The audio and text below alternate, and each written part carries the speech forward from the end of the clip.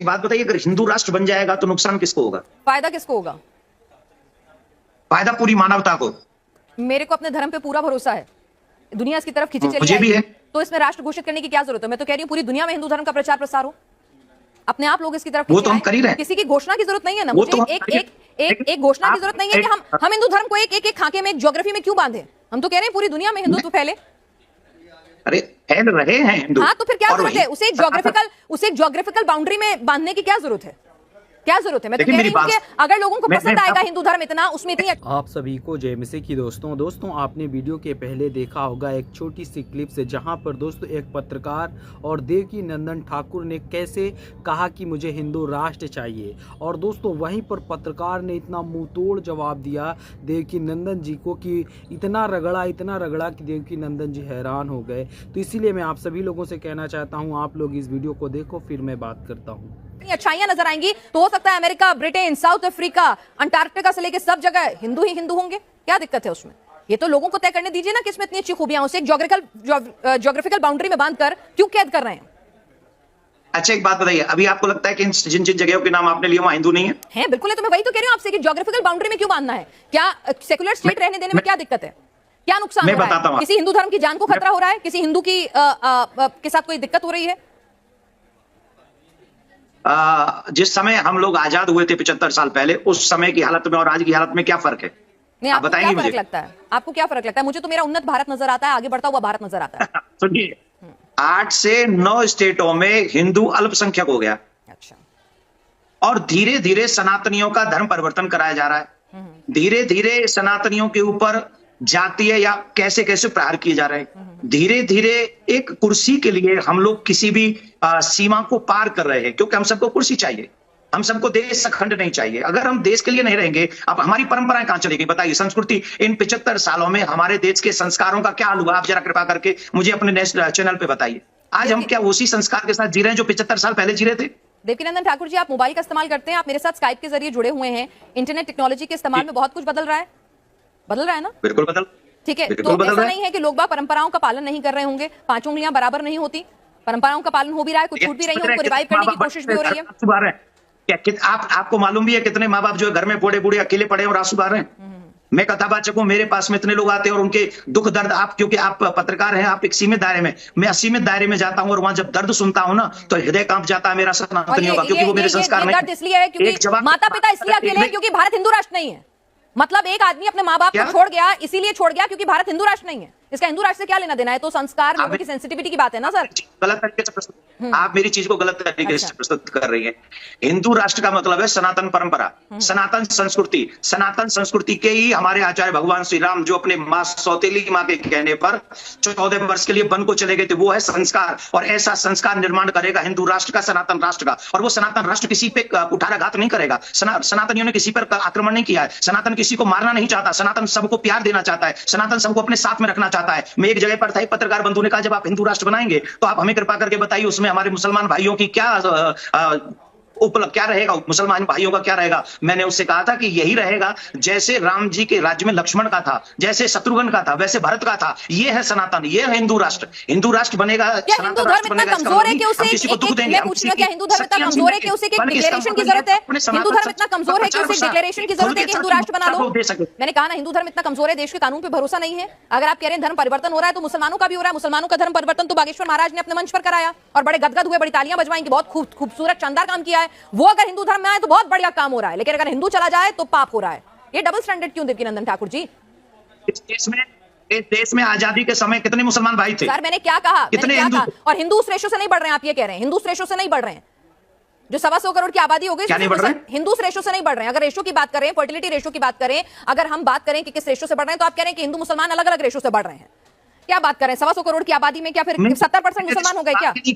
Sir एक second, मैं आपसे की बात ही नहीं, सर मैं वही आप कर रही हैं। नहीं सर, मैं आपसे ये पूछ रही हूं कि क्या हिंदू धर्म को, एक मिनट, हमारे देश के कानून पर आपको भरोसा है? पूरा संविधान पर पूरा भरोसा है। पूरा भरोसा है। इस देश में धर्म परिवर्तन के खिलाफ कानून है और कड़े कानून बन रहे हैं।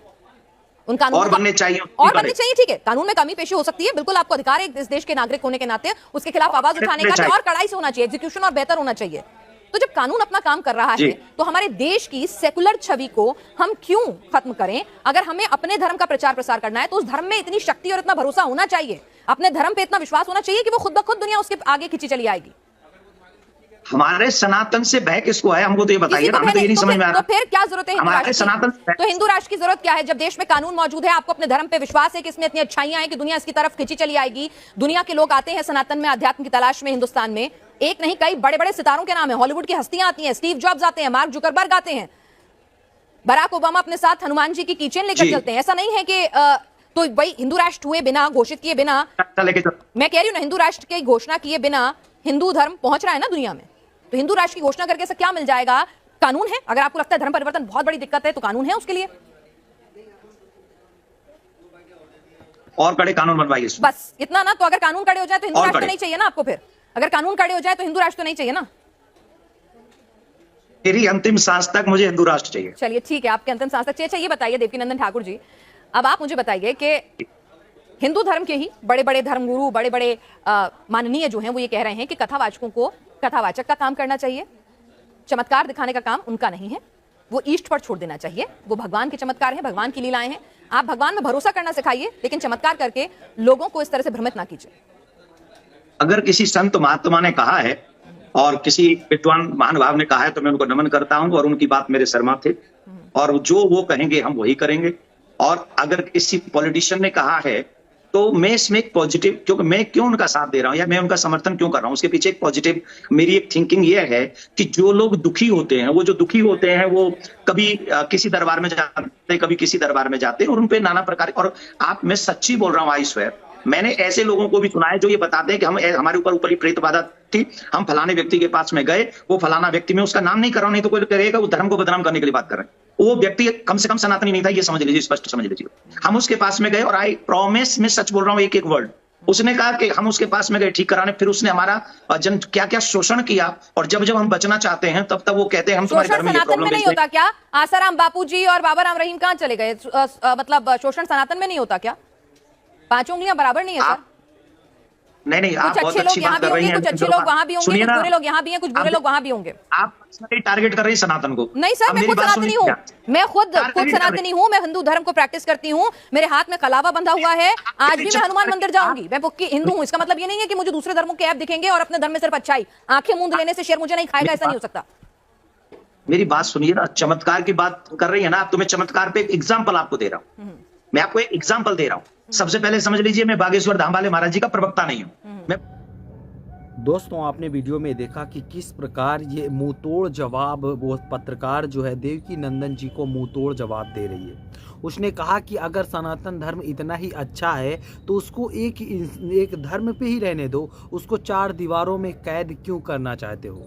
दोस्तों, अगर हिंदू धर्म में इतना, उस पत्रकार ने कहा कि अगर हिंदू धर्म में इतनी खासियत है तो आज देश विदेश तमाम जगहों पर अपने आप लोगों तक पहुँचेगी कि हाँ, हिंदू धर्म बहुत ही अच्छा धर्म है, हिंदू धर्म बहुत ही पावन धर्म है, तो वो ऑटोमेटिक आदमी हिंदू धर्म को एक्सेप्ट करने लगेगा। क्योंकि दोस्तों, आज आपने देखा जितने भारत के बाबा हैं, जितने हिंदू धर्म के बाबा हैं, वो सभी बाबा बार बार यही कहते हैं कि हिंदू राष्ट्र की मांग करने के लिए। जैसे कि दोस्तों, बागेश्वर बाबा को आपने देखा होगा, वो हमेशा बहुत ही ज़्यादा इन सब चीज़ों में सुर्खियों में रहता है। वो कहता है कि मैं हिंदू राष्ट्र बनाऊंगा, ये करूंगा, वो करूंगा, बहुत चीज़ों को वो सोचता है, लेवल तक सोचता है। लेकिन मेरे प्यों, और वो किसी की पर्ची भी खोल कर देख लेता है कि ये व्यक्ति ऐसा है, ये व्यक्ति ऐसा है। तो दोस्तों, ऐसा नहीं है कि वो कोई अपने आप को बहुत बड़ा बाबा समझता है, और वो दोस्तों हमेशा वो हिंदू राष्ट्र की और विवादित बातें करता है, यानी कि विवादित बातें करता है। वो किसी न किसी को ऐसे मुंहतोड़ जवाब देता रहता है। तो लेकिन मेरे प्यों, परमेश्वर का वचन यहाँ पे कहता है उन सभी लोगों के लिए कि आप लोगों को अपने जीवन में इस बात को बहुत ही ध्यान से देखना है कि ऐसे जो बाबा हैं, ऐसे बाबाओं से आप लोगों को दूरियां बना के रखना है, क्योंकि ये लोग हमें एक भेदभाव में बांटते हैं, ये लोग हमें एक जात और धर्म से बांटते हैं। इसलिए हमें कहना चाहिए कि हमें अपने जीवन में, चाहे वो मुस्लिम हो, चाहे वो सिख हो, चाहे वो ईसाई हो, या किसी भी धर्म से वो बिलोंग करता है, दोस्तों हमें इंसानियत के धर्म से चलना चाहिए, हमें इंसानियत के धर्म के नाते अपने जीवन को व्यतीत करना चाहिए। और लेकिन अगर इन बाबाओं के चक्कर में हम अपने जीवन में रहते हैं तो मेरे प्यो हम अपने जीवन में बहुत बड़ी गलती करते हैं, क्योंकि ये जो हैं ये बहुत ही ज़्यादा गलत करते हैं, ये बहुत ही ज़्यादा भड़काऊ बयान भी देते हैं। और ऐसी भड़काऊ बयान जो हमें हमारे जीवन के लिए और हमारे समाज के लिए बहुत ही ज़्यादा हानिकारक है। और इसीलिए हमें अपने जीवन में हमेशा इन सब चीज़ों से बच कर के रहना चाहिए और इन सब चीज़ों से बच कर के चलना चाहिए। और जितने मेरे मसीह भाई बहन, मैं आप सभी लोगों से कहना चाहता हूँ, आप लोग अगर ये वीडियो देख रहे हैं तो आप लोग कमेंट करके बताएं कि क्या हिंदू राष्ट्र भारत में बनेगा कि नहीं बनेगा। और मेरे प्यो कितने लोग हिंदू राष्ट्र बनाना चाहते हैं और कितने लोग हिंदू राष्ट्र नहीं बनाना चाहते हैं। तो God bless you all of you, आमीन। नेक्स्ट वीडियो मिलता हूँ दोस्तों।